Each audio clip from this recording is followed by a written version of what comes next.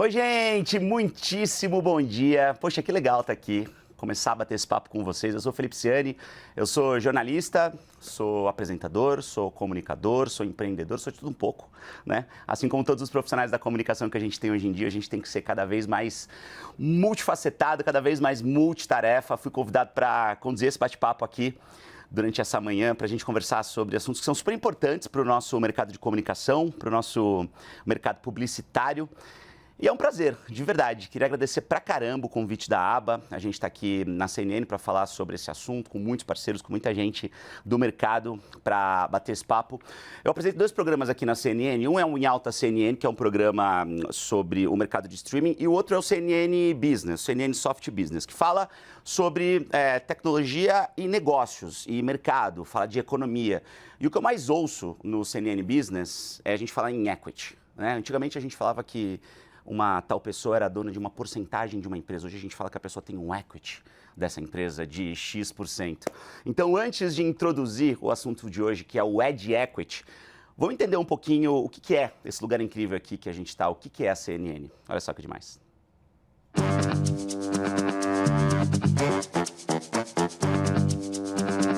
Podemos ter tambores? Super vai dar tempo, confia em mim.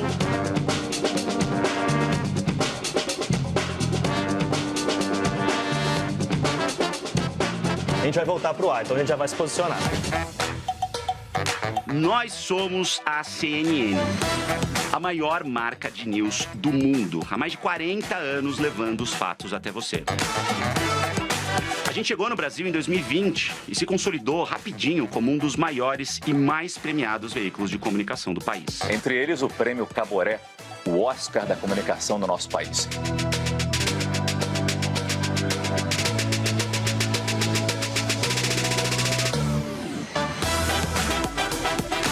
Só em 2 anos, a CNN tem um dos canais de notícias mais vistos do YouTube no Brasil. Born to do this. E virou um dos poucos partner sales da maior plataforma de vídeos do mundo.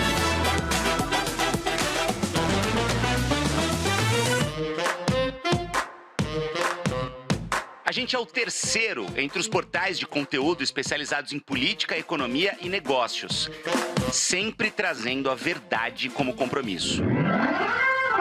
A gente está entre os 10 maiores portais de news do país.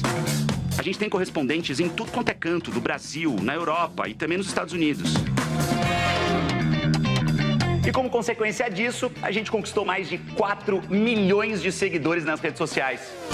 Eu não imaginava que fosse, nessa proporção que tomou. A gente se tornou uma rede ainda mais completa com a criação da CNN Rádio, que fala com mais de 1.600.000 ouvintes nas principais capitais brasileiras. E a gente também criou o CNN Experience, uma plataforma de eventos que traz muito conteúdo, vários debates, discussões e trocas de experiências de altíssimo nível.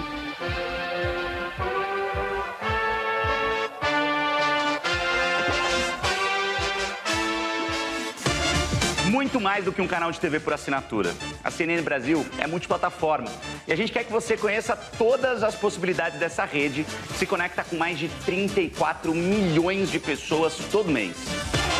Se a gente fez isso só em 2 anos, você consegue imaginar o que ainda está por vir? CNN Brasil, mais do que você imagina. Muito mais do que você imagina. Eu falei no vídeo agora, né? Se a gente fez isso tudo em 2 anos, imagina o que está por vir. E quando eu falo a gente, é a gente literalmente, né? Porque eu cheguei muito antes da inauguração da empresa e é muito legal ver onde a gente chegou. É muito legal ver o equity que a gente criou, né? E falando de novo em equity, um dos assuntos desse bate-papo de hoje é o Ed Equity. Como é que a gente faz para gerar valor para as marcas, gerar valor para os anunciantes, para as campanhas publicitárias. Então, bora começar esse assunto. Já estou falando demais, então queria chamar aqui para abrir oficialmente esse nosso bate-papo a Nelcina Tropardi. Ela é presidente da ABA, Associação Brasileira dos Anunciantes, e também vice-presidente e cofundadora da Aqui Posso Mais. Muito bom dia, Nelcina, que legal estar com você aqui. A gente vai conversar com a Sandra daqui a pouquinho também, presidente executiva da ABA. Nelcina, a palavra é sua, obrigado pelo convite e bora se comunicar. Bom dia, Felipe, é um prazer estar aqui com você hoje no estúdio. E é com grande prazer que eu faço a abertura do brand ABA e CNN Brasil. Nesse novo formato, que todo mundo está chamando de híbrido, recebemos nossos palestrantes convidados nos estúdios da CNN Brasil e democratizamos o acesso ao evento e ao conteúdo com a transmissão pelo YouTube. É uma herança dos desafios que enfrentamos nesses últimos 2 anos, que nos tiraram da zona de conforto e exigiram a exploração de novas soluções para tudo. Foi um período de perdas significativas para a maioria das pessoas e que nos convidou a reflexões pessoais e profissionais profundas. O tema de nosso evento de hoje é fruto de algumas dessas reflexões e está alicerçado pela ideia de que somos responsáveis pela gestão sustentável dos recursos das organizações nas quais atuamos, em seu sentido mais amplo. Ad Equity, o valor da propaganda para o consumidor e para as marcas. É um tema que nos conduzirá a discussões importantes sobre a gestão de recursos escassos e seu impacto social. Como anunciantes, além de garantir que nossa comunicação seja inclusiva e socialmente responsável, temos uma tripla missão ao decidir sobre os investimentos, como conseguir o melhor resultado para a nossa organização e, ao mesmo tempo, contribuir para que o ecossistema de comunicação seja saudável e garantir o suporte a conteúdos que não sejam nocivos e prejudiciais à sociedade. Mas a comunicação se completa no encontro com o consumidor. Em seus momentos de atenção, outro recurso cada vez mais escasso nesse mundo superestimulado, onde o respeito ao consumidor é a palavra de ordem. Para falar sobre o valor desses encontros e as decisões que podemos tomar, reunimos nossos ilustres convidados de hoje. O momento não poderia ser mais oportuno. Eu agradeço demais aos parceiros da ABA, que generosamente aceitaram o nosso convite para participar, e aqueles que nos dedicam seus momentos de atenção, acompanhando a nossa transmissão. Eu devolvo agora a palavra ao Felipe para a gente dar início ao evento. Vamos embora então, Nelsina. Obrigado. Começamos muito bem, né, Sandra? Deu para a gente entender de um jeito bem bacana tudo que a gente vai falar no dia de hoje. Vou passar então a bola para você. Tá contigo. Sandra, para quem não sabe, Sandra Martinelli, presidente executiva da ABA, e vai dar continuidade a esse bate-papo tão importante, principalmente no momento que a gente precisa tanto de atenção, com a atenção tão dividida, como disse a Martina, né, Sandra? Bom dia para você. Bom dia, Felipe. Bom dia, Nelsina. Bom dia a todas e todos. Inicio esse evento agradecendo a CNN Brasil, a nossa parceira estratégica, por oferecer hoje essa casa, essa linda casa, na pessoa de Renata Afonso, para esse importante evento da Agenda ABA 2022. Nós convidamos vocês a assistirem nosso filme institucional da campanha O Futuro Passa por Aqui. Para alguns, o futuro inspira medo. Para outros, o futuro inspira. É na direção dele que caminham, movidos por ideias e ideais. Impulsionam negócios, transformam a sociedade e uns aos outros. Vão juntos, porque sabem que é o único jeito de ir. Sorte das marcas que têm profissionais que pensam assim. Eles e elas se reúnem na ABA. Faça parte da ABA. O futuro passa por aqui. Nós queremos agradecer à CNN Brasil pela parceria de Name Rights e aos nossos cotistas bronze que viabilizaram esse evento. São eles, Nielsen e UOL. Queremos também dizer um muito obrigada para nossos parceiros estratégicos de 2022. Bradesco, CNN Brasil, Comscore, Diageo, Eletromídia, FSB Comunicação, Globo, Google, Grupo Record, Cantar Ibope, Liu Lara, Meta, NeoH, Nielsen, Predicta, Pluto TV, SBT, Show Heroes, UOL e Zander. E aos parceiros de mídia, Ad News, Audio Ad, Alpha FM, B-Drops, grandes nomes da propaganda, Grupo Metrópolis, Grupo Mix, Kiss FM, Meio e Mensagem, Nova Brasil FM, Plurale, Propmark, Record News, Top FM. E também aos parceiros apoiadores de nossas iniciativas, Amelie, Chroma, CrossOn, Go Ad Media, The Group. Agradecemos aos painelistas e moderadores que aceitaram o nosso convite para estarem aqui hoje, compartilhando 2 de seus principais ativos, o seu tempo e o seu conhecimento. Solicito a todos que cumpram os seus tempos de apresentação previamente combinados para que nós possamos entregar esse evento dentro do tempo informado aos participantes. Pontualidade é um valor da aba. Peço que envie suas perguntas no chat ao lado e eu devolvo a palavra para o nosso querido Felipe Ciani, jornalista da CNN Brasil. Felipe, é com você. Olha, você tá vendo, gente? A Sandra já tá apresentadora de jornal, né? Total. Tá vendo, Felipe? É com você. Bonitinho, muito legal, meninas. Obrigado pela participação, obrigado por essa introdução nesse papo tão bacana. Sandra Martinelli, presidente executiva da aba. A Neucina está aqui comigo também, elas vão voltar daqui a pouco para a gente continuar falando sobre todos esses assuntos. E, gente, a gente vai começar de um jeito muito legal, falando sobre um tema que eu amo de paixão, um tema super importante para os programas que eu apresento aqui na CNN e um tema super importante para o mercado inteiro. A gente vai ter o primeiro painel que vai falar sobre criatividade, qualidade e relevância. Essas 3 coisinhas, gente, elas andam muito, muito, muito juntas o tempo todo, né? E aí a gente vai chamar para bater esse papo com a gente o Frederico Batalha, ele é diretor da aba e também CMO Latam da Stellantis. Marco Frade, presidente do comitê de mídia da aba e também Head of Media, Digital e CRM para Brasil, Paraguai e Uruguai da Diageo.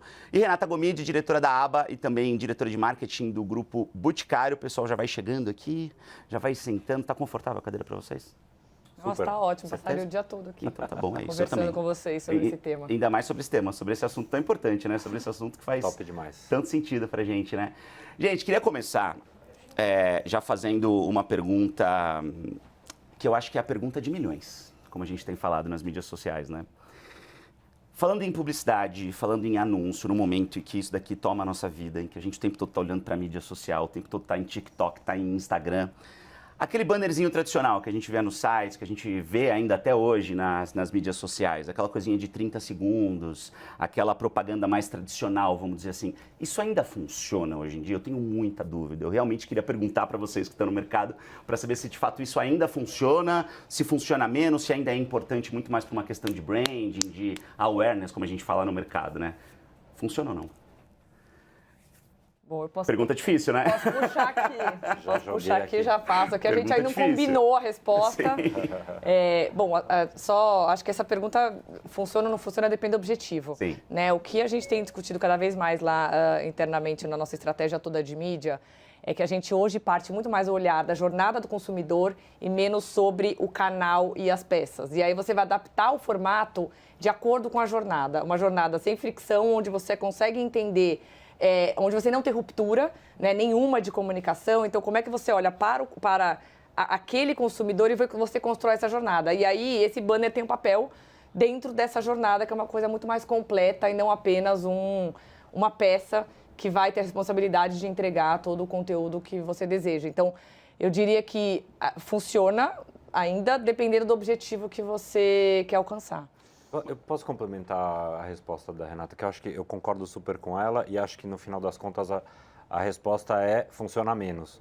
E por isso que a gente precisa de mais coisas, né? Acho que mais elementos, né? Mais elementos, o ecossistema é maior, a jornada é mais complicada e então funciona, claro que funciona, senão a gente ainda não estava, né, investindo os milhões que investe para isso, mas a composição é muito mais complicada. Eu acho que até pouco tempo atrás, o 30 segundos na CNN resolvia boa parte do problema e hoje ele resolve só uma pequena parte, tem que ser complementada com todo o resto, eu acho.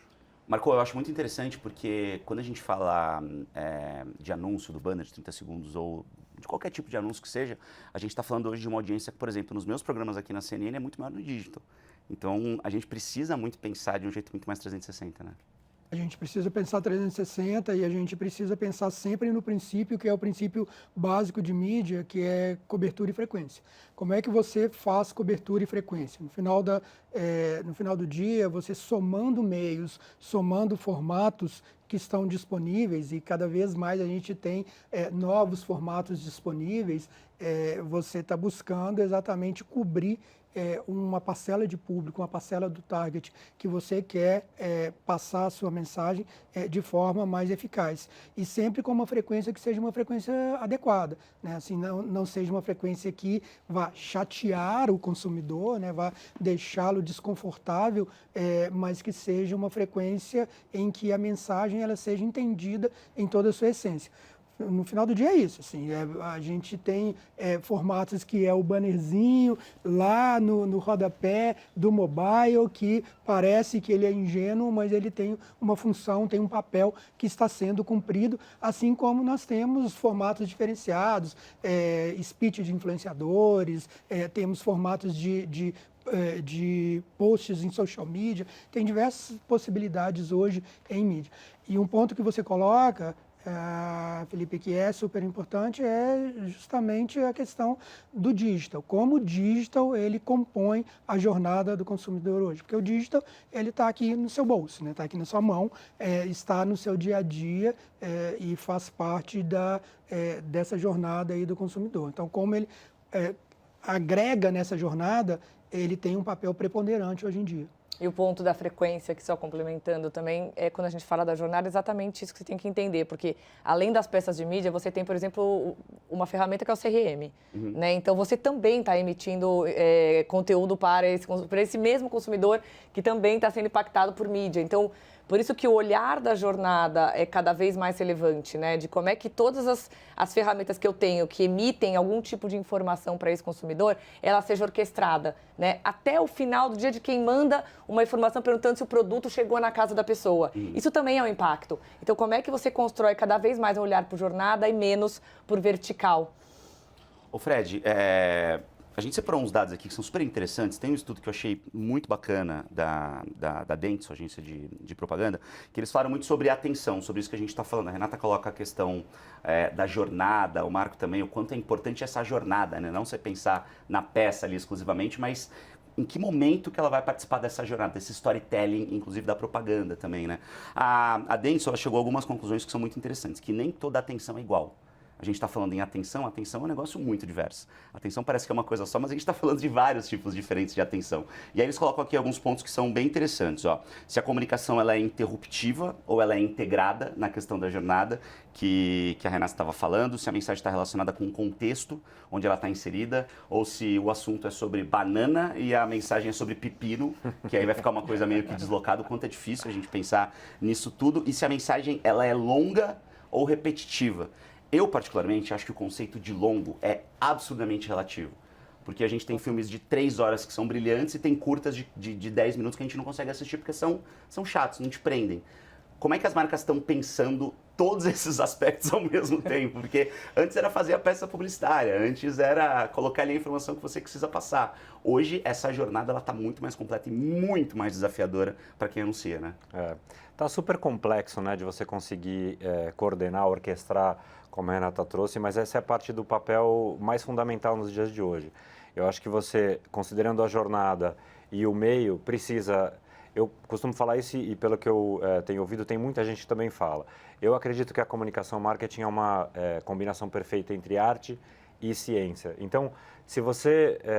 como, sei lá, a gente trabalha, né, Stellantis faz carro, o design é arte, mas é a ciência também, porque você tem que fazer com que aquele carro tenha, né, as características técnicas necessárias, mas seja maravilhoso. Tem um botãozinho. Tem muita gente que ter botãozinho, tem que ter luzinha, mas ela tem que funcionar, ela tem que ser bonita e servir para alguma coisa. Então, a comunicação eu acho que é muito parecida. Se você consegue construir um recado, uma mensagem, uma história, somos contadores de histórias. Se a história é uma história que conecta com aquela pessoa, porque ela está naquele meio, naquele momento, dentro da jornada, com algo que faz sentido, ela vai ser relevante para essa pessoa. E isso, no fundo, é arte pura, é poesia, é como contar uma história. Eu chegar aqui e contar uma piada é ridículo. Se a gente pega o Jô Soares, né, finado, que está todo mundo falando, infelizmente, da passagem dele agora, ele era sensacional. A mesma coisa dita por ele e por mim é totalmente diferente. Então, acho que a gente tem que sempre manter, apesar do próprio estudo da Dentsu sobre a atenção, a gente tem que ser suportado pela tecnologia para garantir a orquestração desse ecossistema complexo, a gente nunca pode perder essa questão da arte, da história, do como a gente quer contar, do como a gente quer embalar aquilo que a gente está procurando, né, vender e oferecer ao consumidor. E essa parte eu acho que muitas vezes tem ficado um pouco de lado. A gente fica muito técnico no dado, no número, que é fundamental, mas ela é complementar à primeira parte, que é como é que a gente se conecta com o consumidor e como é que a gente conta essa história no fundo. Eu acho legal que vocês estão tocando em pontos que eu acho que são muito fundamentais para a comunicação. E parece que nem todo mundo entendeu isso ainda. Quando a gente fala, Marco, em conexão, que eu acho que essa palavra, para mim, quando a gente fala em comunicação, ela é fundamental. Agora, como é que a gente se conecta com um consumidor que está na rede social, que está no TikTok, que está lendo a notícia no site da CNN, mas que também está vendo a última dancinha que acabou de sair? Como é que a gente faz para realmente fazer... Gente, olha aqui, isso aqui é importante, isso aqui é legal. Tem um formato que eu amo de paixão, que é o Branded Content, que a gente fazer conteúdo de marca com informação. Sextou o Jô Soares, para mim, um dos caras que melhor fazia isso na TV brasileira. É um cara que sabia contar piada, que sabia ser engraçado, mas passar informação. Passar coisas que são relevantes, fazer entrevistas muito profundas. Como é que a gente consegue essa atenção, Marco? Como é que uma marca consegue realmente falar, olha aqui, isso aqui é importante, isso aqui é legal, é uma publicidade acima de tudo, mas pode te informar?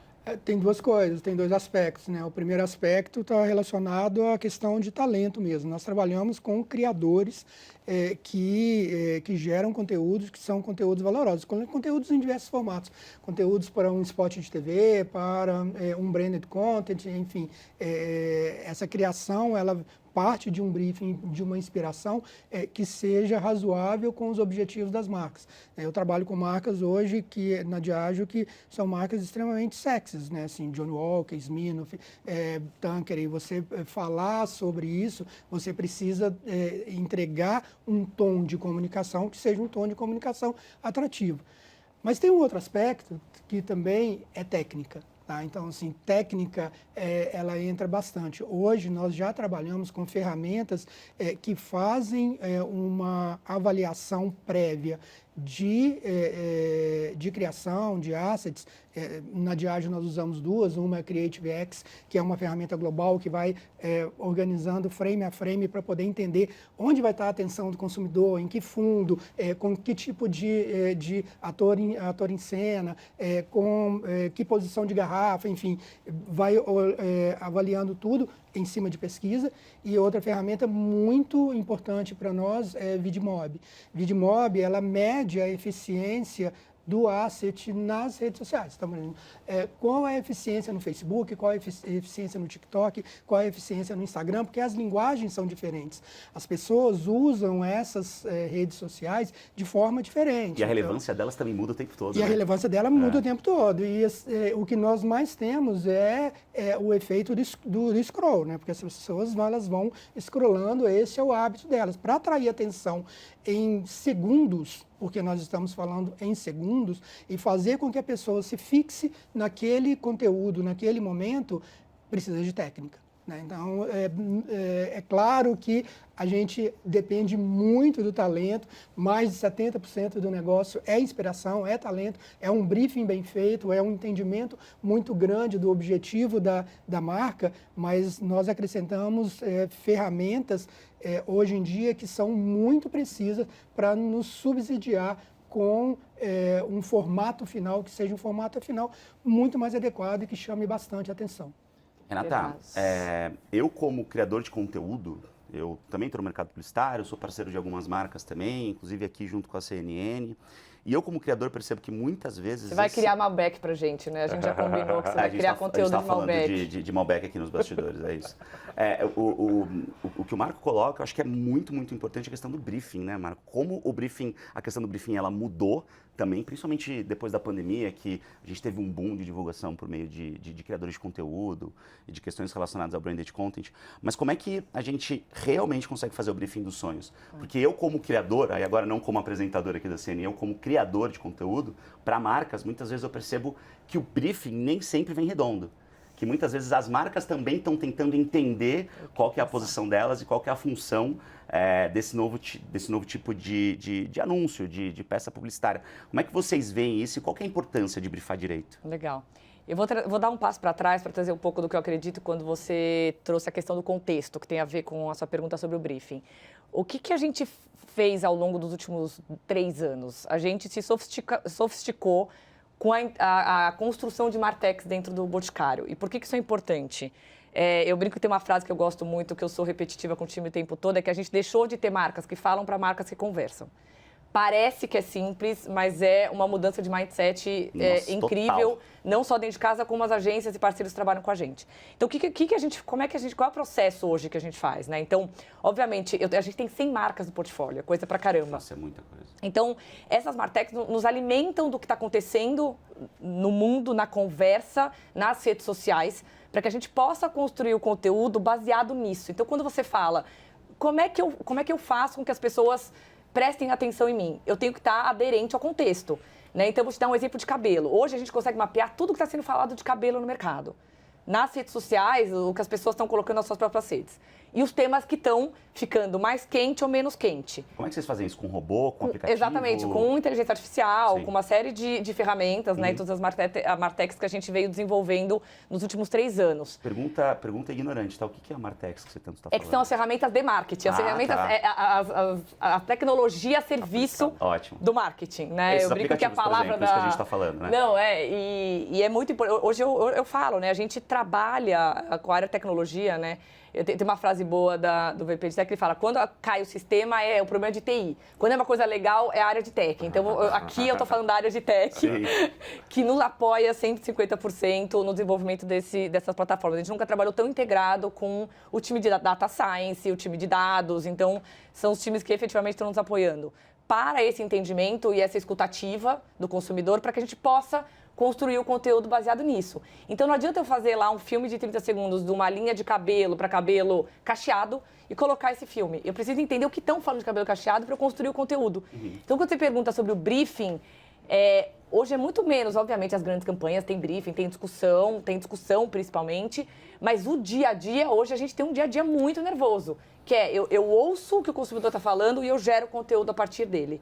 Então, acho que essa troca, quando eu falo da marca que conversa e não a marca que emite só o conteúdo, é realmente o que a gente vem construindo. Tem muita evolução, muito aprendizado, mas eu acho que a gente está num caminho bem interessante. Eu achei muita sacanagem falar de cabelo nesse momento, então eu queria intervir. Não, brincadeira. Vamos falar de produtos para barba, de repente, né? Não, mas eu achei legal, e é o tema do briefing, a coisa que a gente tem tentado construir internamente como cultura sobretudo quando a gente usa um influenciador, é meio que não briefing, saca? Esse é o produto. Esse é o problema, ponto. Né? Vai lá, velho. Ponto. É isso aqui. Se ficar legal. E aí tem uma parte importante nos dias de hoje que a gente às vezes perde, que é testar muita coisa. Então eu posso pegar você como influenciador. A gente te conhece da rede social, o meu produto, a gente fala como é que ele é e você tem que ir lá e fazer o teu. E a gente tem que olhar para aquilo de uma forma... Porque na média, eu acho que o marqueteiro, sobretudo depois das martechs e da questão dos dados ser muito importante, a gente acha que pode controlar tudo. Exato. Quando a gente não pode controlar nada.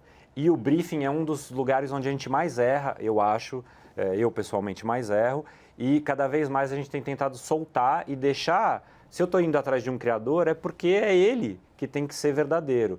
E é aquele jeito de fazer que nos conquistou. Então, eu não posso querer moldar o cara ao que a gente quer falar com a minha marca. Mas era isso que acontecia antigamente, né? Exatamente. Então, a gente vê que antigamente as marcas, né, Marco? Primeiro escolhiam o talento, muitas vezes, para depois decidir qual produto esse talento ia falar. O talento estava em alta, né? Exatamente. A gente estava falando de Malbec aqui no bastidor. Isso. Então, quão importante é você escolher um influenciador que já gosta do produto, que já usa o produto, que já tem o carro do Grupo Stellantis, ou enfim, que realmente vai fazer algo que é muito mais orgânico, né? É o processo inverso, na realidade, hoje, né?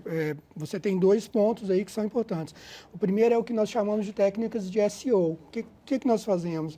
Nós fazemos uma varredura nas buscas do Google e na navegação em redes sociais para entender o que o consumidor quer. Isso que a Renata estava colocando. A gente ouve primeiro o consumidor e depois nós criamos o conteúdo que é uma demanda reprimida. Então, hoje eu não faço um filme sequer sem antes fazer uma análise de SEO. Gente, vocês têm noção de como isso é legal? De como antigamente era caríssimo fazer uma pesquisa de mercado como essa? E hoje eu abro meu Instagram e falo, olha, gente, 80% do meu público são mulheres, eu tenho aqui os meus melhores horários. Isso é maravilhoso, né? É sensacional. Gera um pouco do FOMO, né? Gera um pouco da ansiedade. Fear muita informação. E o outro ponto é essa importância de co-criar com os criadores, porque os criadores, eles já entendem a linguagem do público deles nas redes sociais.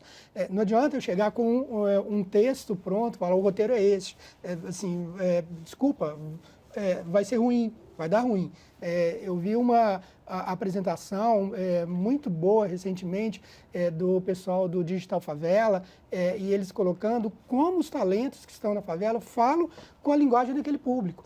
E como é importante usar aquelas pessoas para isso, por dois motivos. O primeiro motivo é justamente porque eles vão falar a linguagem correta, e o segundo é que cabe a nós, marcas, anunciantes, empoderarmos essas pessoas para que elas falem de fato, para que elas participem do mercado de uma forma correta.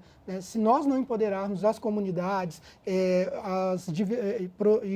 e promovermos a diversidade, essas pessoas elas não vão conseguir participar do mercado como deveriam participar. Então, é super importante que a gente traga essa inclusão para dentro e que a gente trabalhe cada vez mais com cocriação. A cocriação é extremamente importante. Quando eu sento contigo para poder falar como você percebe a minha marca, como você consome o whisky que eu vendo ou o gin que eu vendo, é muito importante que você coloque isso na sua linguagem, porque o seu público vai entender muito melhor se eu chegar com um roteiro pronto para você.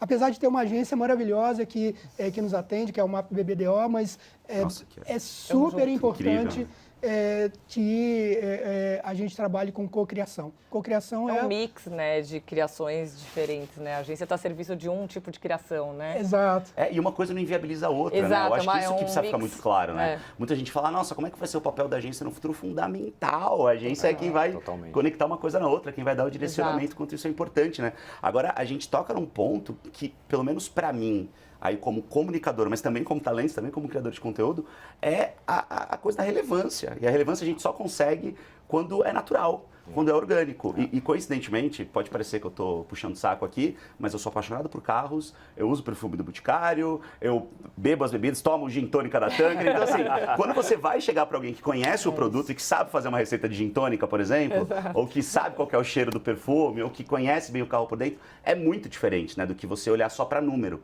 Às vezes você tem um número que é muito grande, e aí eu estou falando de empresas de comunicação, não estou falando só de criadores de conteúdo, estou falando de emissoras mesmo. Mas o quanto aquilo vai trazer valor. A gente está falando de ad equity, né? Valor não no sentido de preço, de grana, mas valor do que você está vendendo, de quanto as duas coisas conectam, né? Isso muito porque agora que você vê claramente nas pesquisas o quanto que o consumidor acredita muito mais nas pessoas e menos na formatação daquela comunicação mais institucional, né? Então, acho que a gente saber acompanhar o que está mudando no comportamento desse consumidor é o que vai nos ditar o que a gente tem que construir para as próximas décadas aí, né? Sim. E tem um ponto que é legal falar, que eu acho que os três também a gente está muito orientado para isso, que são as mesas de performance, né? Então, quando você fala, putz, está dando certo, não está dando certo, acho que hoje a gente tem também o privilégio de poder trabalhar com dados, então é tudo praticamente derivado pelo que a gente ouve, pelo que a gente está vendo acontecer, e também ajustar em real time. Acho que isso é um negócio legal, né? No passado você colocava o filme e rezava, Maria Pai Nosso e tudo, tem que funcionar. Hoje não. Hoje você está lá com os times integrados, time de categoria, marca, tech, mídia, olhando para os resultados, entendendo o que está performando e o que não está performando, e você vai ajustando real time. Então, acho que essa é outra beleza também da evolução que a gente tem tido aí com o olhar para dados e todas as ferramentas que a gente tem aí de marketing. Que é uma forma de colocar o consumidor no centro, né? Exato. Assim, quando você coloca o consumidor no centro, é muito mais inteligente porque você tem capacidade de construir equity. Tem uma discussão que é uma discussão extremamente relevante, que é o seguinte: muita gente preocupado com adblock, né? Os consumidores que vão lá e acionam as ferramentas de adblock. Quando, na realidade, nós deveríamos fazer outra discussão. Assim, ninguém vai querer me bloquear se me considera, se acha que eu sou importante na sua jornada de vida e na sua jornada de consumo. Ou se eu estou informando junto com a Exato, publicidade, se eu estou informando, se eu sou ético o suficiente para poder respeitar todas as crenças e os hábitos que aquela pessoa tem.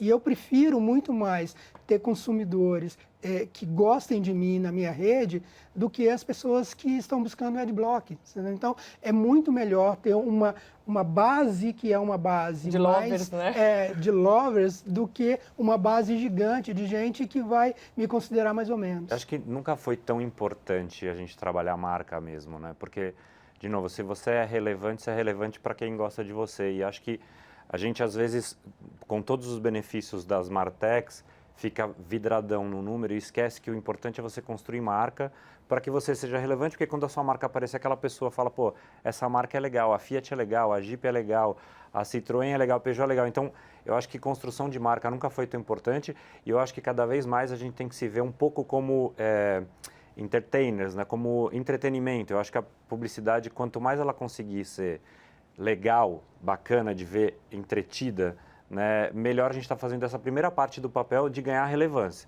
Se você está lá só para falar, ó, o carro tem isso e custa tanto, é chato. Não é assim que você tem que começar a conversa. Né? Você tem que começar a conversa de outra forma, né? Construindo marca, ficando relevante, Tanqueray, Boticário, são coisas legais. E aí, quando aquelas marcas que são legais querem falar, você fala, vou parar para ouvir, porque isso é um negócio divertido, né? É, um negócio divertido é um negócio que faz sentido, que pode me acrescentar alguma coisa, né? Exato. Porque Exato. a gente fala muito sobre todos esses aspectos importantes, mas se a gente ficar bitolado só no número, se a gente ficar bitolado só no alcance, só no tráfego pago que a gente vai fazer e como isso vai chegar, a gente está caindo numa armadilha que eu vejo sendo muito comum hoje em dia, que é não entender a diferença entre marketing e comunicação. E a visão do consumidor. Aqui. Exatamente. É entender que, gente, olha só, quando a gente fala em marketing propriamente dito, a gente está falando em, muitas vezes, conversão direta. Aí o número faz todo sentido. Mas quando a gente fala em comunicação, principalmente no médio e longo prazo, a gente está falando de branding. Total. A gente está falando de construção De história. marca, de história, conexão. né? De conexão. Emocional. E como nunca isso está sendo importante, né? Você está falando sobre a conexão e eu volto no ponto sobre a gente entender o contexto do consumidor, né? A gente tinha um super desafio ano passado de trazer uma campanha de Natal. Natal é super importante para a marca Boticário. E a gente começou a pensar, o que está acontecendo no mundo? O que a gente tem que falar, né, aqui? Qual é o tema que está... E a gente trouxe um movimento, construiu uma comunicação baseada nas pessoas que tinham perdido o olfato com Covid. Caramba. E a gente falou, somos uma marca, né, que fala de perfume. Natal, conexão emocional. A gente se propôs, colocou no lugar para a gente desenvolver um centro. Inclusive, o centro nasceu, esse centro olfativo do Boticário nasceu em função de um insight de campanha. Por um contexto do consumidor, que era, as pessoas, mais de 15 mil pessoas estavam perdendo os seus olfatos. E a gente queria ajudar. Como é que as pessoas podem voltar a sentir os cheiros? E aí tudo foi construído em cima disso. Então, assim, não era muito menos sobre a gente falar do perfume tal no dia do Natal e falar sobre um contexto que estava acontecendo. E a partir disso, a gente criou um centro olfativo para estudar quais eram as coisas que a gente poderia contribuir mais para as pessoas. Então, acho que sobre conexão emocional é mesmo a gente entender como é que a gente constrói coisas que de fato ajudam a sociedade, né? Ajudam a um mundo mais inclusivo, ajudam realmente, essas marcas todas são marcas grandes, com altíssima capilaridade. Como é que a gente traz também sobre a responsabilidade social para o contexto, né? E como nunca, né, Marco, a gente tem hoje essa questão de trazer o cliente para ser fã da marca, não só para ser cliente, né? Eu acho que cada vez mais a gente tem empresas que são adoradas por clientes, né? Que não são só consumidores. A gente tem, por exemplo, tecnologia, empresas que a marca pode lançar o pior produto do mundo, mas o fã, ele vai estar lá e vai falar assim, não fala mal, porque os caras também fizeram isso, fizeram aquilo. E aí você tem um branding muito forte, uma questão muito importante, né? E aí você define territórios, né? Por exemplo, nós trabalhamos em territórios que são muito claros para cada uma das marcas. Então, eu hoje trabalho com 11 marcas numa empresa, tem 23 no total, mas nós trabalhamos com 11 marcas e cada uma tem o seu território muito bem definido para que a gente possa trazer essa característica do fã, do lover, né? Quem se engaja com aquela marca de fato. Isso é extremamente importante na construção que a gente faz do equity daquela marca, porque fica distinto, né? As pessoas elas passam a se envolver com a marca. Tem um exemplo muito claro com Tanqueray. Em Tanqueray é um gin que que promoveu bastante um drink que ficou muito popular, que é o gin tônica, que é super simples, né? Gin tônica, limão, tá pronto o drink, E é muito bom, né? Se você nunca provou, prova. Nas pesquisas que nós fazemos, mais de 50% da atração pelo gin é a taça. É o ícone. Nossa, olha isso. Assim, o ícone da taça é porque a taça ela é instagramável, é super cool, você tirar uma foto com aquela taça e postar, ela faz com que a atratividade pelo drink gin tônica, ela cresça de fato. Então, como é importante você dar um determinado valor para aquilo que as pessoas enxergam como valor. Que maluco isso, né? Imagina, que demais. E a gente ter essas informações, ter esses dados à nossa disposição é muito maluco, isso é muito importante, né? Tanto que nunca se falou tanto em... Até pouco tempo a gente falava CX, Customer Experience, e hoje a gente já começou a falar em CS, que é Customer Success, né? São termos justamente para mostrar o quanto a jornada, o quanto a conexão, o quanto tudo isso que a gente está falando é importante do ponto de vista de colocar o consumidor no centro de tudo, né? E voltando ao ponto da Renata, quer dizer, eu acho que hoje em dia a criação da conexão e para poder construir marca, hoje tem espaço para fazer coisas como essa, que, pô, uma história maravilhosa de que nasce do como comunicar uma coisa no Natal e vira uma coisa que faz bem para as pessoas. Então, eu acho que falamos de inclusão, falamos de construção de marca e eu acho que hoje há espaço dentro, voltando à primeira pergunta, né?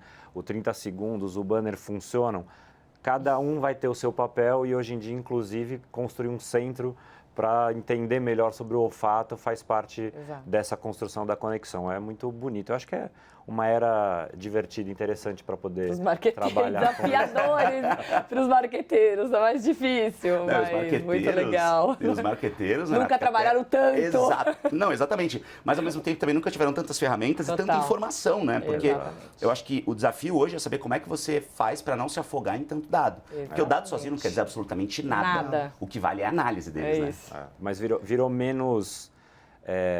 virou um pouco mais científico e isso é legal. Eu acho que antigamente a gente terminava na opinião, né? Então, vamos escolher entre essa ideia, ganhava a maior hierarquia, decidia qual era a ideia. Era o maior crachá. Gente, desculpa, eu sou diretor, eu mando. Essa parte é muito boa. E hoje em dia, você estava dizendo, você põe, volta, analisa e aprende, fala pro cara, mano, não deu certo, vamos para lá. Então, virou mais científico, eu acho que dá mais peso mesmo, fica mais legal.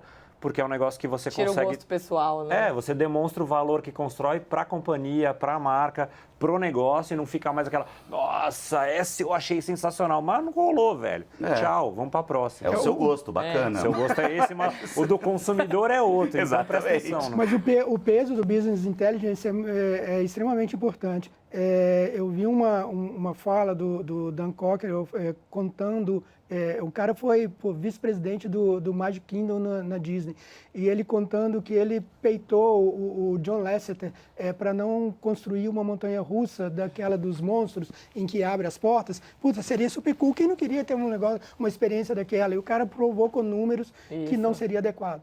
E não construiu. Aliás, o livro do Dan e do Robert, do Bob, é muito legal. Sobre a Disney, legal. Né? É um livro super interessante. É super interessante, assim, trazer essa magia, a experiência da magia para o dia a dia e como é que você conecta ciência isso. Na magia, né? Que loucura. Nossa, isso é muito doido, É muito legal. Esse tema que você falou sobre não se afogar nos dados, esse é um tema super importante, assim, né? A gente tem, obviamente, a mania agora com vários dados de fazer reporte de dados. Eu também brinco sempre quando... Gente, aqui não é sobre reportar dado, aqui é sobre gerar insight. Exatamente. Nem analisar, a ponta do iceberg, né? Qual é o insight que a gente tem aqui a partir do que a gente está enxergando. O que você aprendeu, o que você leva para a próxima, o que melhora. Mas como é que a gente faz isso numa empresa que até outro dia única e simplesmente pensava em vender carro? Hoje tem que pensar tecnologia.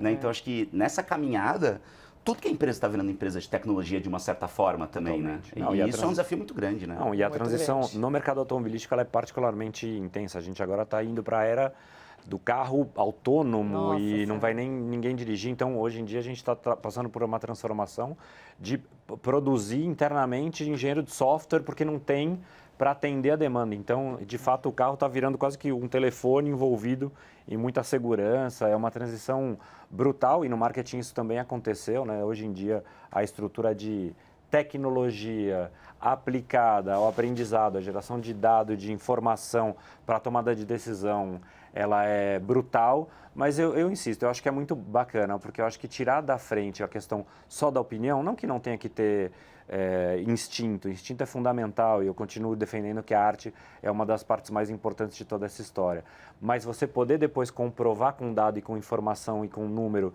se está rolando ou não está, eu acho que é ainda mais satisfatório, porque você consegue realmente entender o impacto que está causando. Inclusive, a gente às vezes contraria o número, né? A parte do instinto é bem interessante. Vamos testar aqui. Parece que não, mas vamos testar. E dá eu certo, acho que isso faz parte da... E precisa de uma certa dose de inovação, Exatamente. porque senão... Se proteger demais, né? Atrás da tabela, a tabela que deu que não é. Então a tabela deu que não é. Mas vamos lá, gente, comunicação vamos ver o que não é acontece. binário. Exato. Não é binário. Não é um ou zero, não é sim ou não, né? A gente tem que ter a nossa pitada de criatividade, a nossa pitada de dar liberdade para o criador, de co-criar, de tudo isso que a gente estava falando. E nem sempre o número aponta para isso, né? Porque o número ele é muito pragmático, né? É mais autópsia às vezes. Ele deixa de levar algumas coisas. Um pouco de ousadia faz bem para poder avançar. E uma coisa que eu sempre falo, não demonizar o erro. A gente vai errar e tá tudo bem. Bravo. O que a gente não pode fazer é cometer o mesmo erro sempre, né? É então erra, aprende, corrige a rota e vambora. Meu amigo, a gente tem que ser super ágil para errar e sair fora logo. Exatamente. Mas errar é importante porque a gente vê onde é que tá a borda disso. Né? Quando você erra, você aprende. Quando tá tudo certo, você fala, pô, um erro que corrigiu outro, recorrigiu outro, depois deu certo. Você não aprendeu nada, porque você acha que foi perfeito, né? Então errar é fundamental. E às vezes a gente não erra, achar que tá tudo bem, a gente tá numa mesmice, num marasmo, que não tá levando a gente para lugar nenhum. Gente, eu poderia ficar mais umas 5 horas falando sobre isso, porque eu tenho um monte de dúvida e nada melhor do que conversar com quem está no mercado, bater papo realmente com quem está fazendo, com quem está produzindo isso do outro lado do balcão. Ó, quase 10 horas da manhã, então o tempo voou, a gente ficou batendo papo aqui. Vamos continuar esse papo depois no bastidor? Bora. Vamos. De repente, tomar um drink, andar de carro, meio cedo, sentir um cheirinho, saber se o Boticário vai abrir capital, quando vai, é uma dúvida que a gente tem eu não posso no falar, business, é uma dúvida que a gente tem muito no isso. business, então assim, vamos continuar esse bate-papo mais tarde. Gente, obrigado mesmo, de verdade. Parabéns, eu acho que a gente está aqui com 3 marcas, 3 grupos super fortes, super importantes. Você sabe o que vocês pensam desse mercado daqui para frente em termos de comunicação e de publicidade, do mercado publicitário é fantástico. Obrigado mesmo, tá? Muito bom. Obrigado pelo convite. Obrigada pelo papo. Valeu, gente. Um ótimo dia para vocês. Obrigado. Tchau, pessoal. Bom, queria agradecer muito, então, o Frederico, o Marco, a Renata. Foi uma troca muito legal, né, gente? Que bacana que é ouvir o pessoal que está do outro lado do balcão mesmo, né? Que está pensando como é que vai ser essa conexão do futuro, que está pensando como é que vai ser a peça publicitária do futuro, se vai continuar tendo os tais 30 segundos, se vai continuar sendo bannerzinho ou não, e como é que a gente olha para frente para esse mercado com tanta coisa que está acontecendo. E aí, subiu a plaquinha de substituição, os 3 saíram, voltou aqui comigo a Sandra. Oi, sumida. Você ficou uns minutinhos fora e já voltou, né? Fui tomar uma aguinha. Tomar uma aguinha que a gente precisa também, né? Então, Sandra Martinelli está aqui de volta comigo. Ela vai falar um pouquinho agora sobre o lançamento do Guia Global sobre claims e sustentabilidade em marketing e comunicação, né, Sandra? Nós teremos agora, Felipe, um momento assim muito especial, que é o lançamento do Guia Global sobre claims de sustentabilidade em marketing e comunicação, desenvolvido em parceria no Brasil com o CONAR. É uma entrega dos comitês jurídico e de comunicação e ESG da ABA e é fruto da tradução livre de sua versão original, elaborada pela WFA, World Federation of Advertisers, e que contou aqui no Brasil com o apoio da ABAP, que nós convidamos para assinar conosco o guia. Eu queria convidar neste momento, para suas palavras sobre o guia, a Neucina Tropadi, a nossa presidente na ABA e vice-presidente e cofundadora da Que Posso Mais. E também a doutora Juliana Albuquerque, diretora de acompanhamento processual e coordenação do Conselho de Ética do CONAR. Neucina, vamos falar do nosso guia? Vamos, Sandra. Eu estou aqui de volta, Felipe. Um prazer. A Juliana também, para falar o quanto que eu estou feliz com o lançamento desse guia. O Guia Global sobre claims ou alegações ou promessas de sustentabilidade em marketing e comunicação, ele é estruturado em torno de 6 princípios que foram desenvolvidos para ajudar os anunciantes, as agências e os profissionais de marketing e outros atores envolvidos na produção publicitária a evitar as principais armadilhas que podem levar à produção de claims de sustentabilidade enganosos, que também são conhecidos no mercado como misleading green claims ou simplesmente greenwashing. O guia também pode ser útil para organizações nacionais de Autorregulamentação Publicitária, quando em análise de determinadas alegações ambientais feitas em publicidades, a fim de avaliar se podem induzir o consumidor em erro ou não. O conteúdo foi traduzido do original da WFA, a World Federation of Advertisers, que é uma entidade global que representa os anunciantes, da qual a ABA ela é associada e é membro do Comitê Executivo. O documento conta com um capítulo especial feito pelo nosso CONAR, o Conselho Nacional de Autorregulamentação Publicitária, com apresentação de casos nacionais sobre cada um dos 6 princípios descritos no guia. Eu convido todos vocês a acessarem o portal da ABA, que o documento já está lá, disponível, para que vocês possam consultar. Muito obrigada e eu acho que eu passo a palavra agora para o Felipe, né? É isso. Não, muito legal. Bom, eu já vou direto passar essa bola um pouquinho mais para frente ali para Juliana Albuquerque está aqui com a gente, diretora de acompanhamento processual e coordenação do Conselho de Ética do CONAR. Ju, obrigado por bater esse papo aqui com a gente também, por participar dessa troca tão legal, tão importante. E eu queria que você falasse um pouquinho sobre a importância da gente ter um documento como esse, né? Porque a Nilcina estava falando em greenwashing, infelizmente é coisa que tem acontecido com uma certa frequência no mercado, né? Todo mundo sabendo que o ESG está na moda e aí está falando de sustentabilidade e de repente tomando água num copinho de plástico, né? Então isso tem acontecido bastante, infelizmente, né? Não, que boa essa conversa. Estou realmente honrada, feliz de participar. E esse lançamento da ABA é fundamental. A gente, em discussões internacionais sobre a publicidade, são apontadas 2 prioridades, a adaptação ao digital e o tema da sustentabilidade. O nosso país tem a tradição da ecologia, a gente sabe que na sociedade, no mercado, existe a consciência da essencialidade do respeito, da proteção ao meio. Ao mesmo tempo, esse texto é fruto de um quadro e de esforços internacionais que apontam as medidas de sustentabilidade são imprescindíveis no momento e também a divulgação dessas medidas, primordial.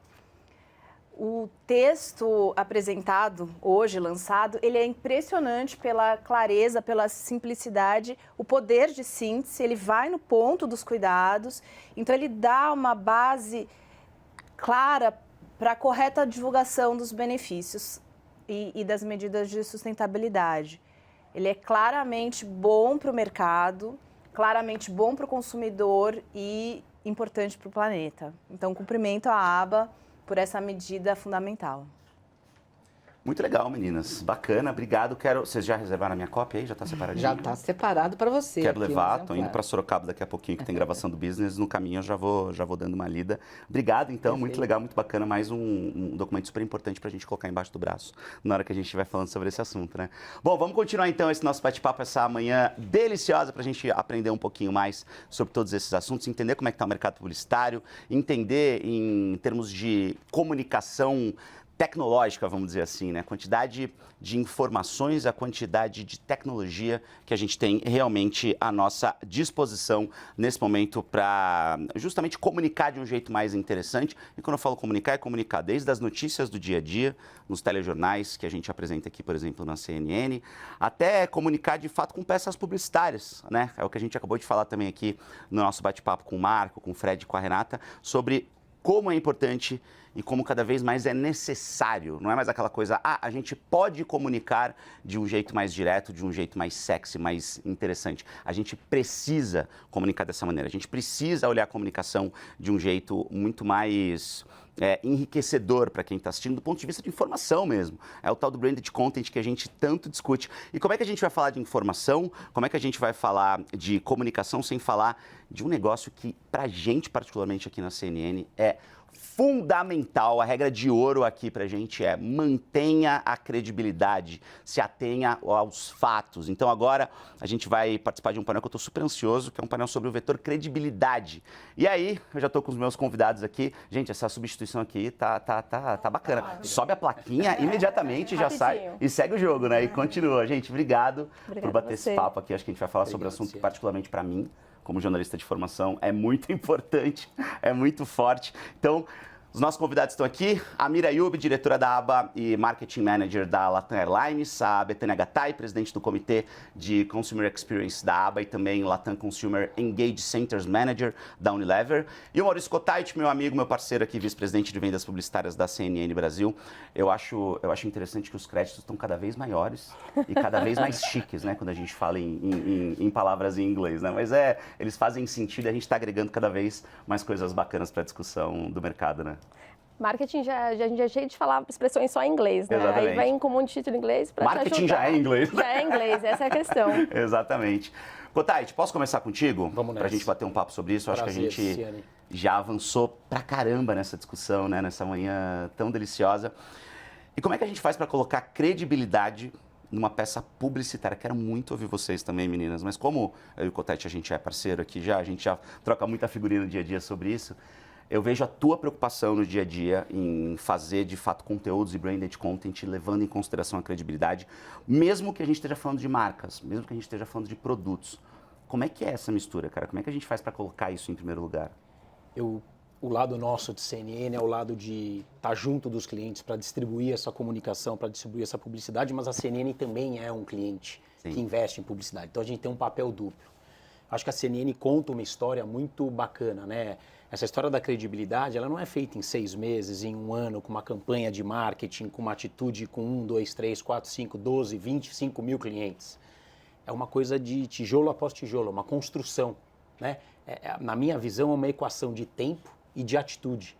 Eu acho que a CNN tem feito isso de maneira muito positiva e é muito interessante quando eu abro uma reunião com o cliente e o cliente afirma antes da gente afirmar que a CNN tem credibilidade. Então as pessoas percebem esse trabalho da CNN que de Brasil tem 2 anos, mas que de maneira global tem mais de 40.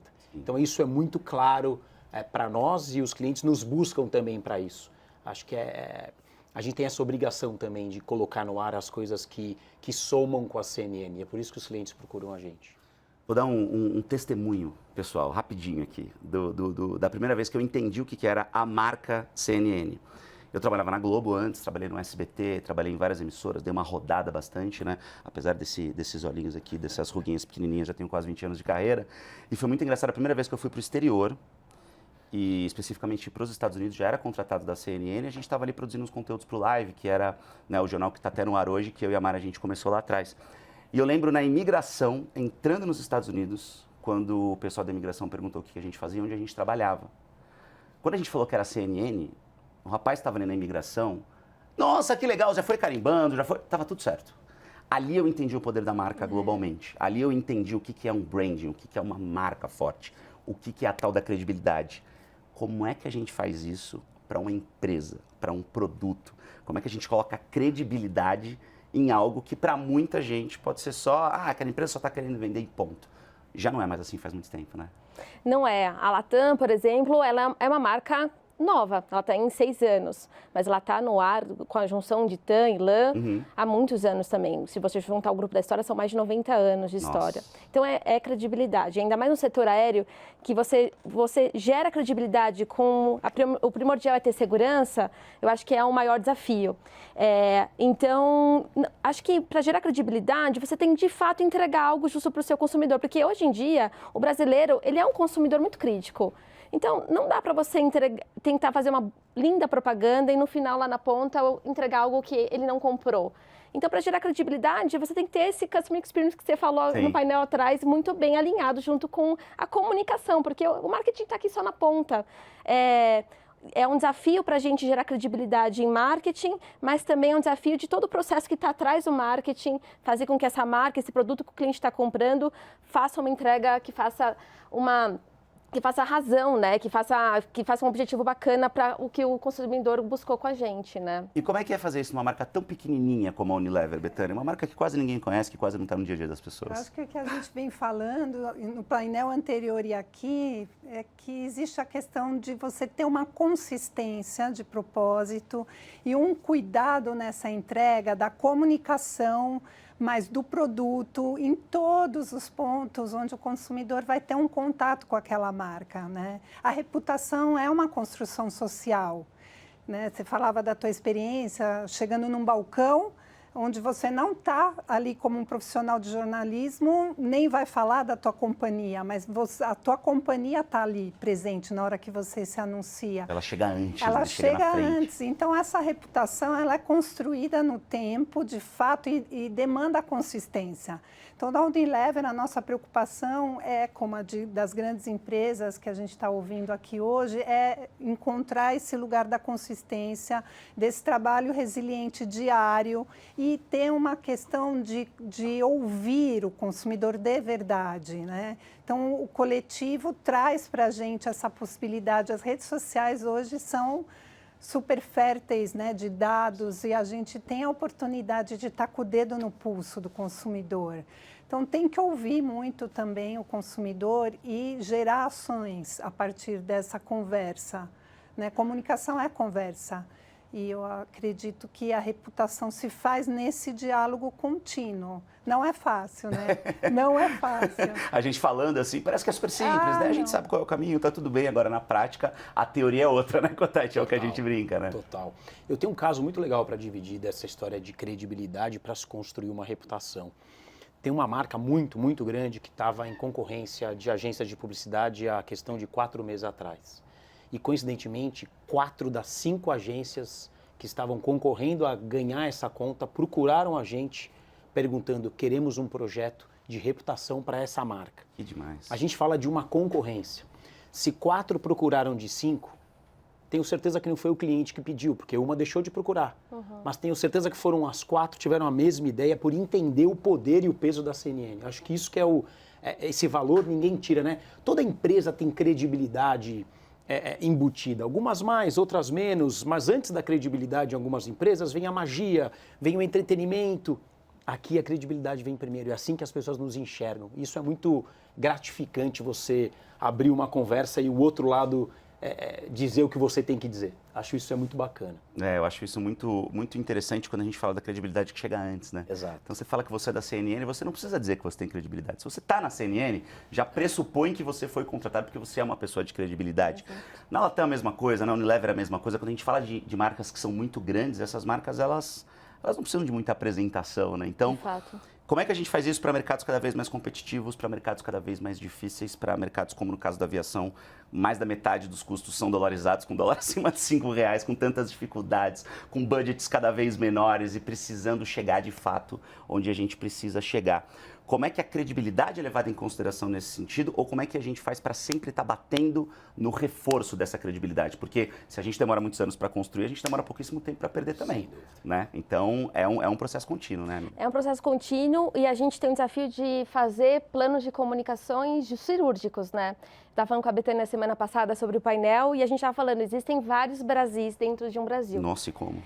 Então, você fazer a escolha de como você vai falar com esse público, porque eu falar com uma pessoa da região norte não é a mesma do que eu falar com uma pessoa da região sul, porque cada público vai perceber a sua marca de uma forma, é difícil, é desafiador. E como é que você vai equilibrar isso entre as mídias on e off? E quais são os veículos que a gente vai... A Latam é uma que procurou a CNN justamente pela credibilidade.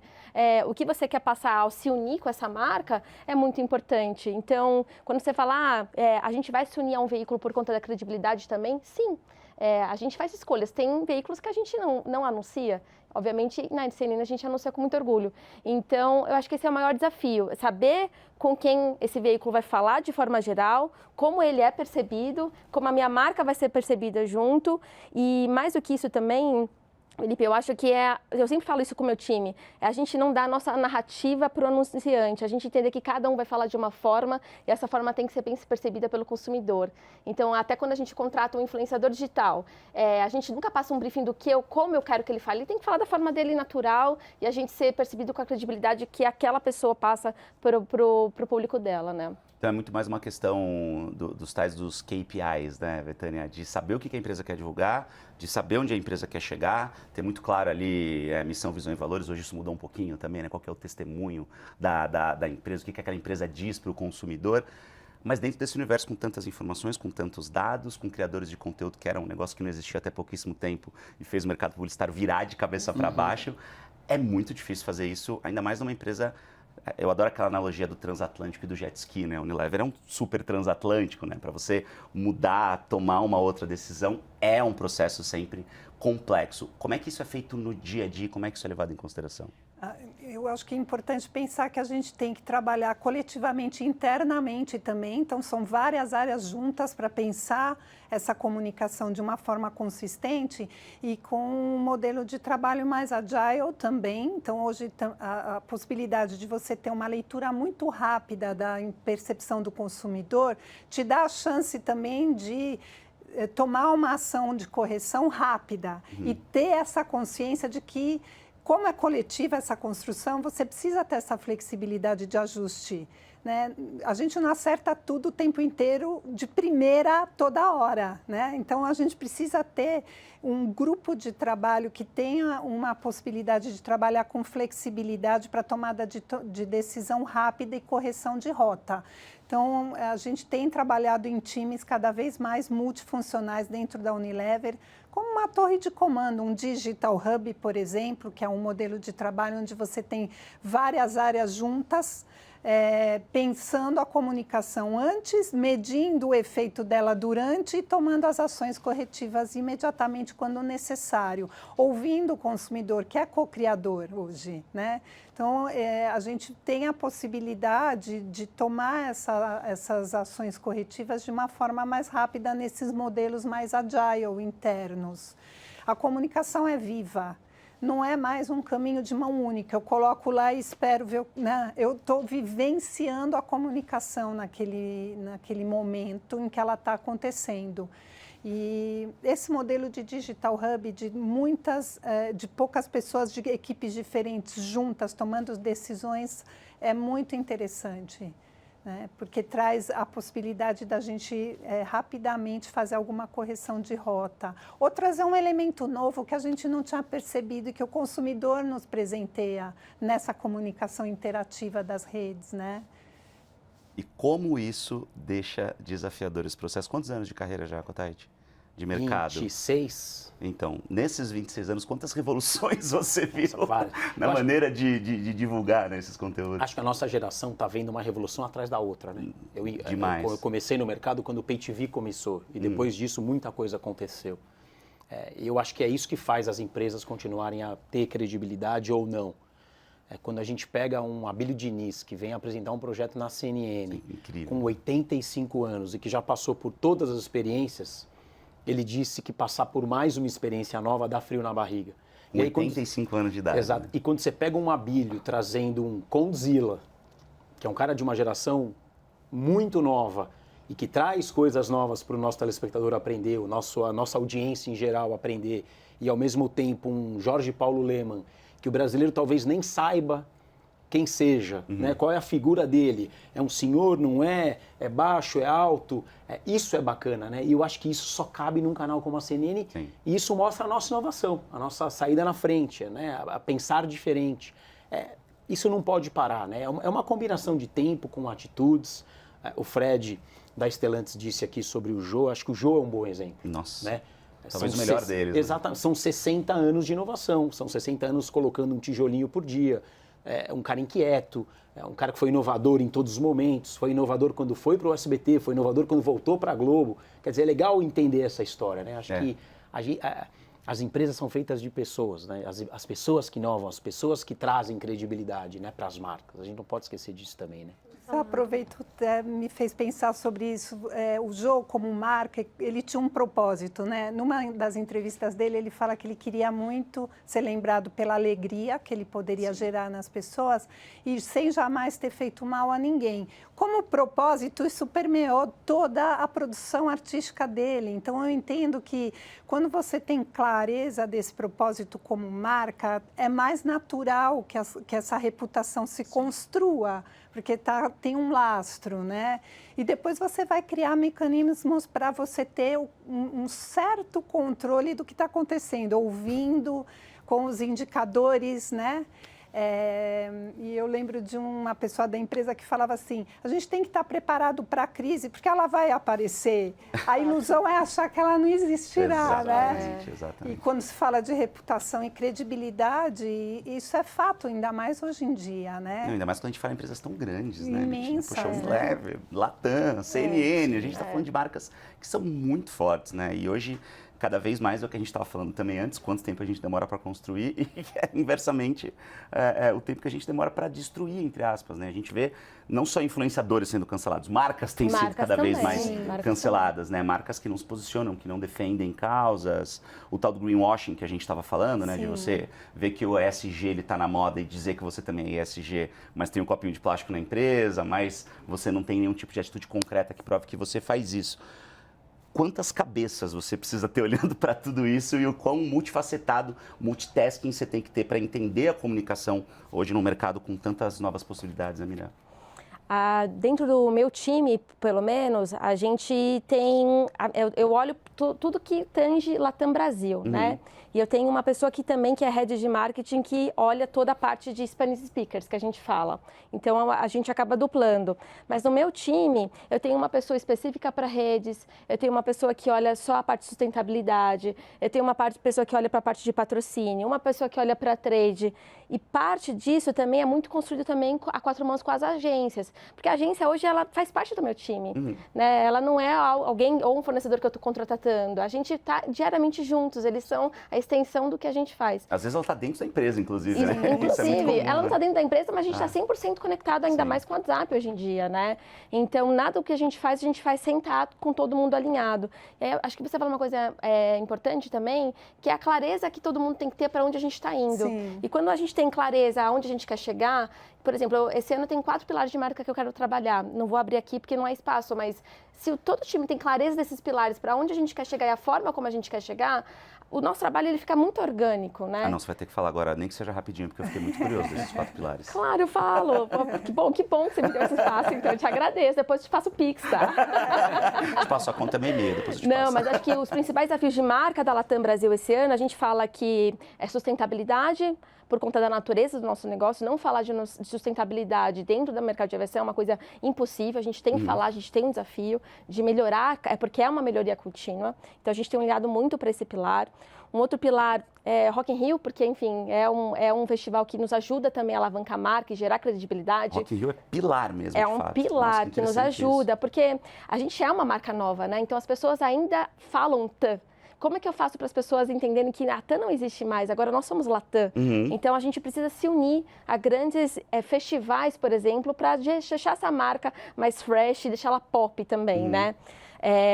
Um outro pilar também que a gente tem é diversidade e inclusão, onde a Marta, que é a jogadora, também é a nossa embaixadora de diversidade e inclusão na Latam. Maravilhosa, Marta. Ela é muito maravilhosa.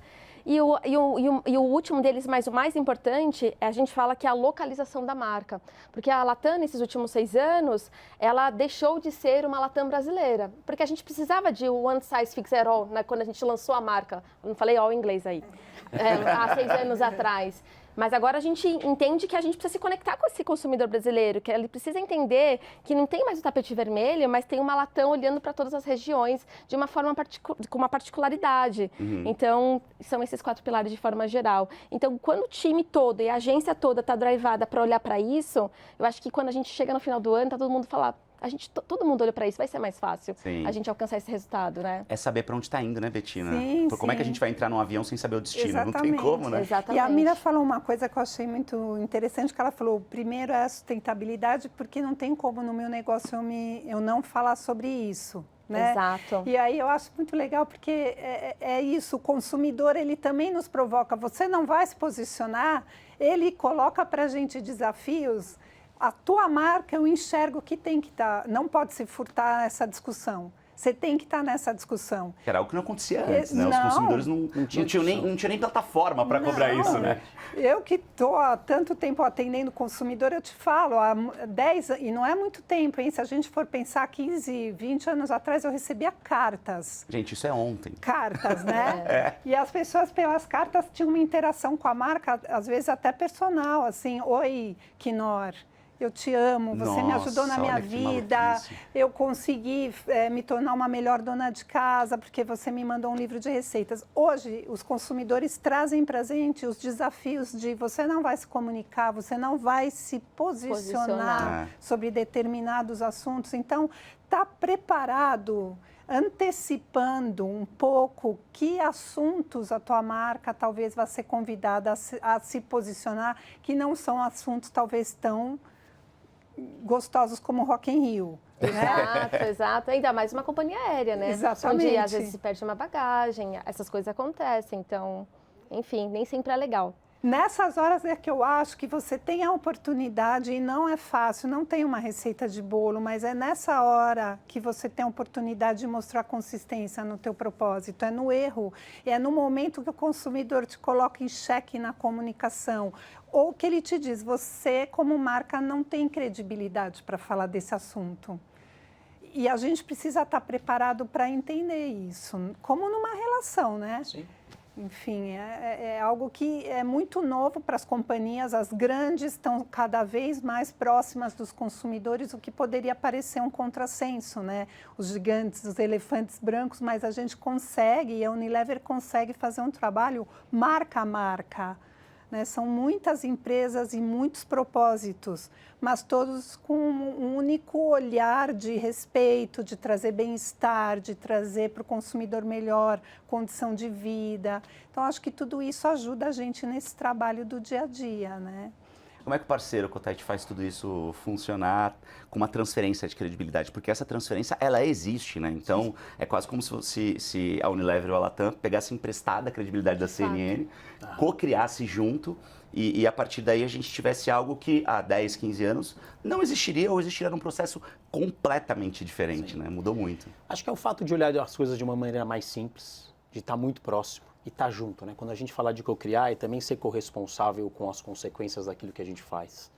A gente tem produzido demais, a gente tem desenvolvido grandes projetos e para aqueles que a gente só anuncia o 30 segundos, que é o espinha dorsal para todos os planos, a gente também tem uma responsabilidade, porque a pessoa bate aqui querendo receber esse a mais. Eu tenho uma frase que eu guardo muito de Tan lá atrás, o The Magic Red Carpet. Isso para mim é vivo até hoje. E isso já não existe há muito tempo, mas isso é aquela sensação de você entrar num avião com o The Magic Red Carpet, ela é muito viva para mim. Como ela é muito viva quando a gente compra um produto, um Dove, um sabonete, alguma coisa que tem um valor agregado um pouco melhor. Acho que todo mundo tem que estar junto nessa responsabilidade, os clientes, as agências, né, nós, veículos. Acho que é uma construção em conjunto e as pessoas estão entendendo que a gente tem entregado um resultado bacana. Isso é muito legal, né? Essa transferência de conceitos, de credibilidade, de branding, né? Você falou do red carpet da Latam, né? Até hoje eu sei que Dove não resseca a pele como sabonete comum, de tanto que isso foi dito. É verdade, e não resseca mesmo. E tem a ver com toda a construção da marca, né? De como ela nasceu.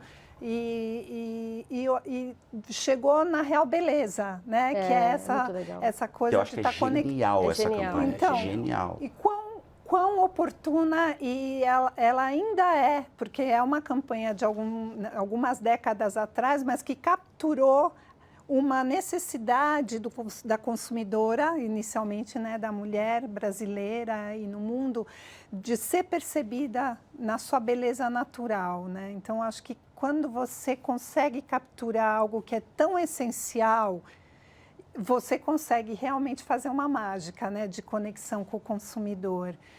E tantas outras histórias lindas que a gente vê, mas como você disse, né, Felipe, basta um segundo para você pôr tudo a perder. Exato. E eu penso que é nesse lugar da consistência que você pode ter algum sucesso, de se manter fiel a essa origem, a essa história, a esse desejo, né, de trazer um propósito claro para o consumidor, né? Como a gente não esquece o tapete vermelho, né? Exato. Agora, Amira, vocês tocaram num ponto que a gente pensa muitas vezes, mas a gente não quer pensar, que é a crise. Sim. A crise, eu acho que cada vez mais ela tem sido não quando vai acontecer, se vai acontecer, mas é quando. De fato, ela vai vir em algum momento, porque a gente vai ter posicionamentos diferentes, a gente vai ter cancelamentos, um influenciador que você contratou vai se meter numa polêmica lá na frente, isso vai resvalar na sua marca. Então, cada vez mais é quando. E como é que a gente se prepara para isso, para fazer um contingenciamento de uma crise que está sempre por vir, parece, né, em muitos casos, com o que a gente tem hoje em dia? A credibilidade, nesse momento, ela é fundamental, né? Total. E no meu time, felizmente ou não, a gente não tem um preparo da crise. A gente convive com ela diariamente. E por que isso? Imaginem transportar milhares de pessoas diariamente, gente. E assim, hoje todo mundo é comunicador. Qualquer um que não tendo muita responsabilidade pega um celular e sai fazendo coisa, e independente do que ele acha que está certo ou não. Então, por cuidar também de social, que nem você, Betânia, a gente tem um time específico, um núcleo que cuida de mini crises diárias, porque é sempre alguém que perdeu a conexão, que às vezes não foi o erro da companhia. Alguém que pegou um táxi, demorou atrasado, chegou atrasado, perdi o voo, daí a gente vai apurar a história. Não, o cara chegou 1 hora depois do voo partido, então, mas na hora que ele postou lá, não, a Latam fechou o voo antes de me comunicar. Então, a gente convive com a crise diariamente, porque eu acho que se você é uma marca, né, de commodity, você não está preparado para isso, a crise te engole.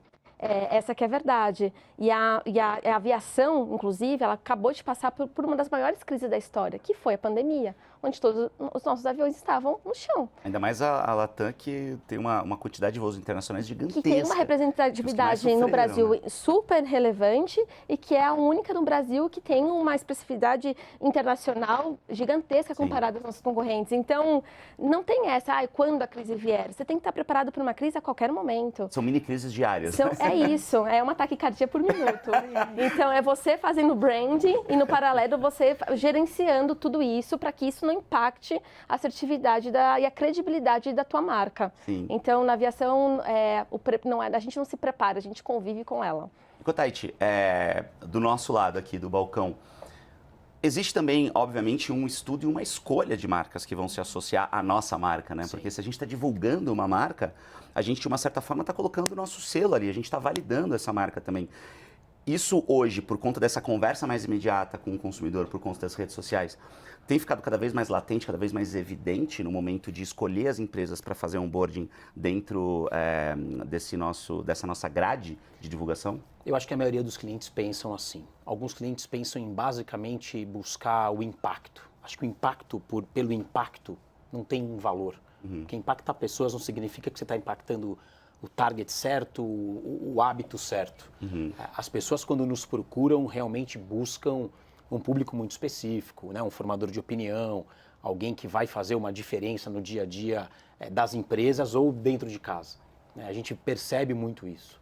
É muito bom ter essa percepção de quem está nos procurando, né? Como eu disse, numa concorrência, as 4 empresas procurarem a CNN para falar de reputação, isso é magnífico. Né? Alguém querer patrocinar um programa aqui, porque quer ter sua marca todos os dias no ar, com aquele jornalista que está apresentando aquela notícia da melhor forma possível na visão desse cliente, é fantástico. Alguém quer estar nessa linha nossa nova de soft, porque encontra o nosso público de maneira positiva, mas quer talvez num momento mais descontraído e não num hard news, também temos essa opção. E tudo isso é comprovado pelas pesquisas, né? A Kantar soltou uma pesquisa muito bacana e entendeu que hoje a CNN é o veículo que mais empresta credibilidade para as marcas quando elas estão aqui.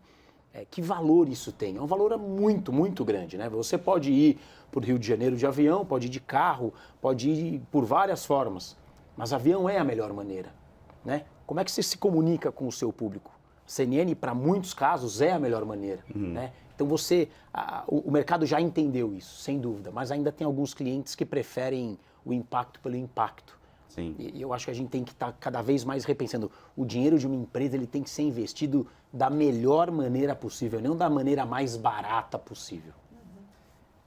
E é aquela história muito do barato que sai caro, né, gente? Então a gente fala muito sobre isso, né? Não pega esse influenciador aí que tem tudo a ver com a nossa marca.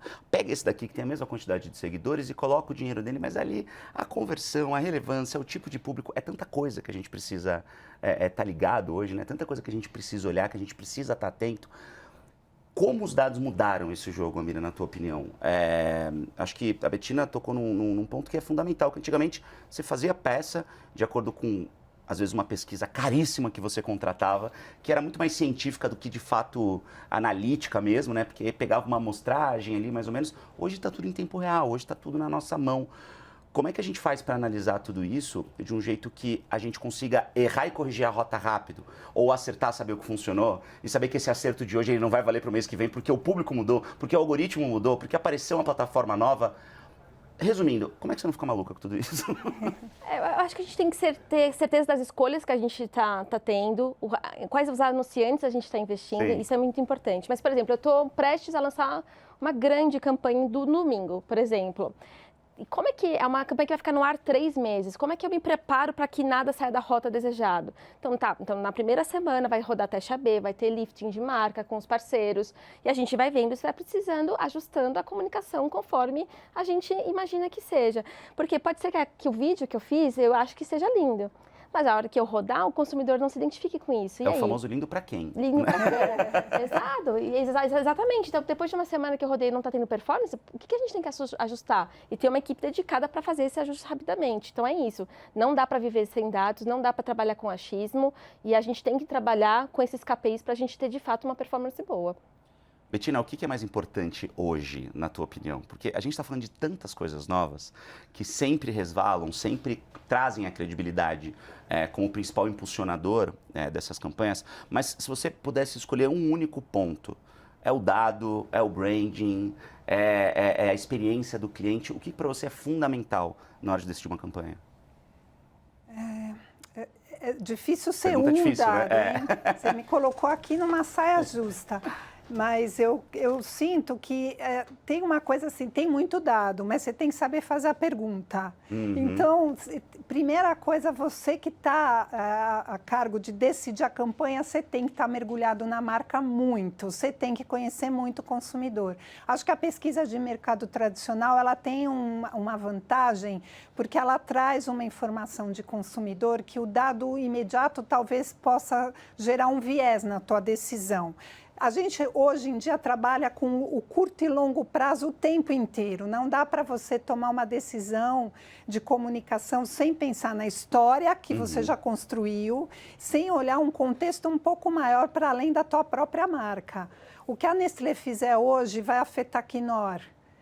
A gente não tem mais fronteiras. Então, esse olhar, eu acho, mais multifuncional, que é a chave de você saber fazer a pergunta para o dado também, que possa te trazer uma luz mais clara para o teu caminho.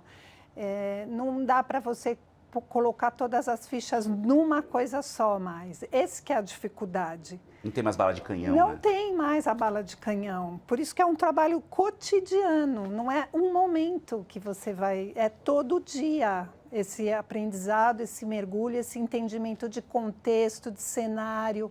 Então, se eu tenho uma campanha para Knorr, que vai entrar no ar, eu preciso entender um pouco o que está acontecendo no segmento de alimentos. Eu vou estar falando em que contexto? O que as outras marcas estão falando?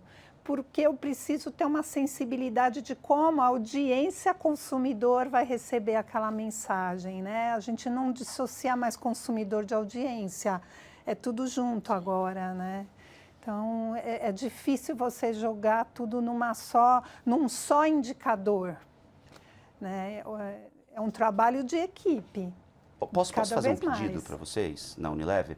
Traz de volta a galinha azulzinha que botava ovinho. Ah. Lembra disso, Cotaiti? Antigamente tinha a galinha azulzinha assim, que você descia, colocava um ovinho, aquilo era maravilhoso. Eu ouvi tantas histórias incríveis dessa galinha. E a gente ouvindo o consumidor é tão interessante, porque às vezes você está pensando numa comunicação para tocar num atributo de produto, para falar de algo emocional.